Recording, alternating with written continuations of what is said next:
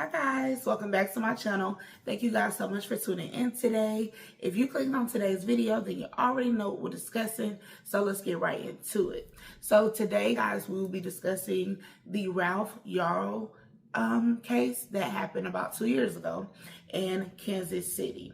Now, if you guys are not aware of it, then I'm gonna give you a little bit of an update, and then we can get into the video and then we can discuss it. But the Ralph Yarl case occurred about 2 years ago, and basically Ralph was on his way to pick up his siblings from a family friend home, and apparently he went to the wrong address. The address that he had was street. Well, he went to the address of street, but he was supposed to go to Terrace. Same address, just different street. So he was actually just a block down from the home that he was supposed to originally have went to. So when he arrived to the wrong address, he approached the porch, and he said he waited for a while, and then the owner of the home, which was an 84-year-old man, he opened the door and he didn't say anything. He just raised his firearm and shot him twice. One in the head and one in the arm. And he said to him, "Do not come back here again." Ralph, rightfully so, being hurt and bleeding out or whatever, he jumps up and he runs around asking for assistance and help.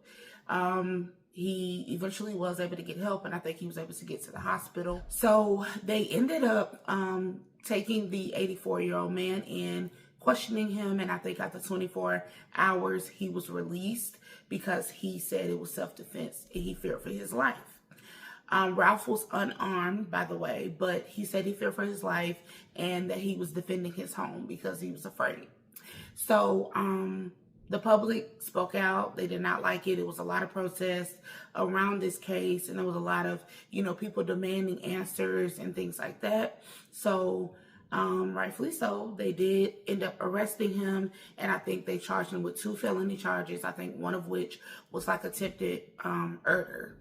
So he was looking to stand trial in 2025, basically this year. However, he did take a plea this year, so he is now going to plead out for a lesser charge, and he did plead guilty to second-degree assault, and I think they ended up dropping the other charge. I'm gonna confirm and make sure when we come back from the video to confirm with you guys. So let's get into the video.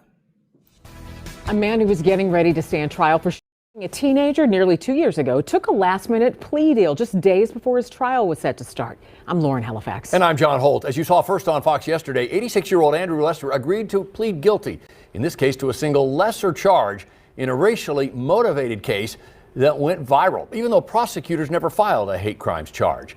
Lester shot 16-year-old Ralph Yarl in April of 2023. Yarl had mistakenly gone to Lester's house on Northeast 115th Street instead of a home off Northeast 115th Terrace. Shortly after going to the front door, Lester shot Yarl. Fox 4's Malik Jackson live at the Clay County Courthouse tonight, where today's change of plea hearing ended the need for a trial next week. Malik. John, from the very beginning, we saw protest, we saw anger, and we saw questions. And throughout this entire process, Andrew Lester and his team made it clear that they were going to fight this case. Well, today that changed, and he took accountability. Now the 86-year-old is a convicted felon. Andrew Lester wheeled into the courtroom looking as frail as his attorney argued he was, while now 18-year-old Ralph Yarl sat in the front row stoic the entire time. And in this courthouse, it doesn't matter, right? It doesn't matter the color of your skin. It doesn't matter how much money you have, who your friends are. We are all held equally to account. The state dropped 2 felony charges against Lester, who ended up pleading guilty to second-degree assault. It's a conviction that carries up to 7 years in prison. The prosecuting attorney responded to Fox 4's questions about the lack of satisfaction the Yarl family had in him all along the process. They even at one point requested former Jackson County prosecutor Gene Peters Baker take over. We understand that frustration, but throughout this process, our office has maintained regular and respectful communication with Mr. Yarnell's family. In a statement, Ralph Yarnell and his mother said that justice demands more than a guilty plea. They go on to say, "We are grateful to those who stood with us, saw Ralph's humanity, and rejected a world where fear and prejudice endanger innocent lives. This case has never been just about Ralph. It is about every child's right to exist without being seen as a threat." Andrew Lester will be sentenced on March 7th at this courthouse at 10 a.m. The state is asking for 5 years for this defendant. The judge will have the ultimate say on what he thinks is appropriate. John. Malik, we know that when this case first broke, race came up time and time again. Even the prosecutor alluded to it, but we never heard that in court.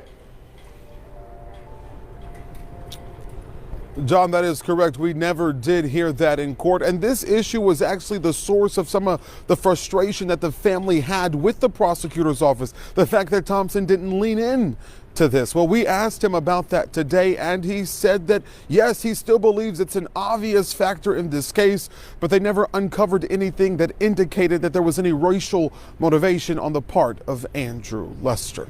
So there that is. A programming note, John, for our viewers on Monday on Fox 4 News at 10 o'clock, an exclusive sit down that we had with Cleo Nagby, Ralph Yarnell's mom. She details what the last 2 years have been like for her family and, of course, for her son, what they wanted out of this plea, why they accepted it, and, of course, how Ralph is doing now, thriving down in college in Texas. All of that Monday at 10 o'clock.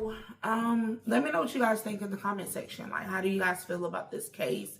There was a lot surrounding it, that it was racially motivated and it was a racial case, being that the 84-year-old man was a white man and the young man that knocked on his door was African American, and he was unarmed.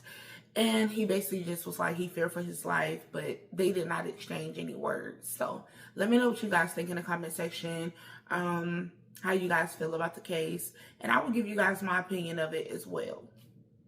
Here's my opinion. I honestly think it was a big misunderstanding on both ends. Of course, when you arrive to the wrong house right before 10 o'clock at night, mind you, it's night time, so it is dark outside. So I do understand the 84-year-old man's perspective, guys. I do, because he was 84 years old, living alone, and he was a fragile older man. He do look like he has some disabilities. I do think, in a way, he probably did. He probably was a little fearful. It doesn't give him the right to shoot someone through his door.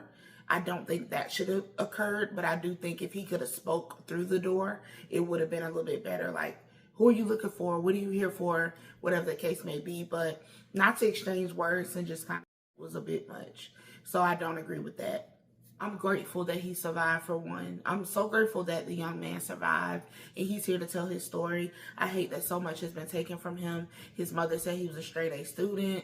He was in band. He also took the SAT in 8th grade, and I think he scored pretty high, but now he's not even able to focus on a certain level. It's so many mental things that he have to deal with now moving forward, being that he was, you know, the head. So the aftermath of having a brain injury is just unfair to him, being that he was just being innocent, trying to go get his younger brothers and bring them back home. So I do think all around it's a sad case.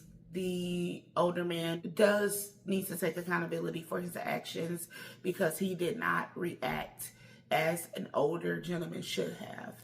But let me know what you guys think in the case. I just think that there just has to be an ounce of respect and accountability on the ends of people that just react to things that, when you overly react on emotions, it's just not fair, and justice needs to be served, basically. So yeah, Let me know what you guys think about this video, and I will see you guys in my next video.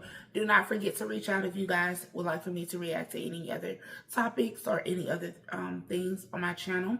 And as I say now, and I always will say, be blessed, eliminate stress, but stay genuine, guys. Also, click the subscribe button to turn your post notifications on so you will be notified whenever I post a video. I'll see you guys soon. Bye.